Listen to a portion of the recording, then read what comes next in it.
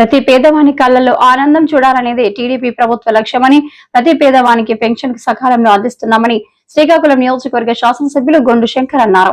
ఈ నెల ఒక రోజు ముందుగానే అందించడం ఆనందంగా ఉందని, పెన్షన్ అందుకునేటప్పుడు ఆ పేదవాడు ఆనందానికి హద్దులు లేవన్నారు.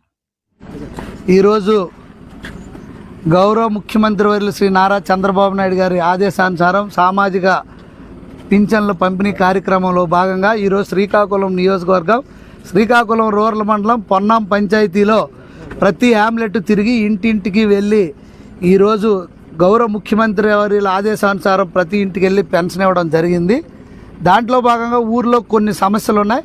ఆ సమస్యలను ఇక్కడ తహసీల్దార్ గారు, అలాగే ఎంపీడీఓ గారు, ఈఓపీఎడ్డి గారు, ఇతర మండల ఆఫీసర్సు, పంచాయతీ సిబ్బంది అందరం కలిసి మొత్తం తిరిగి అన్నీ సార్ట్అవుట్ చేశాం. అలాగే ఈరోజు వితంతువులు పెన్షన్లు ఈ నియోజకవర్గానికి 357 పెన్షన్లు కొత్తవి రావడం జరిగింది.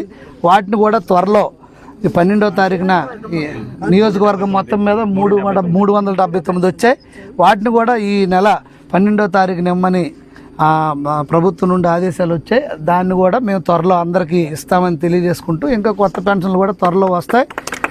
రాష్ట్ర పరిస్థితిని దృష్ట్యా గౌరవ ముఖ్యమంత్రి వర్యులు ఆయన యొక్క అపారమైన అనుభవంతో ఒక్కొక్కటిగా ముందుకు నడిచి అన్ని కార్యక్రమాలు చేస్తున్నాం. అతి త్వరలో సంక్షేమ పథకాల క్యాలెండర్ కూడా విడుదల చేయబోతున్నాం.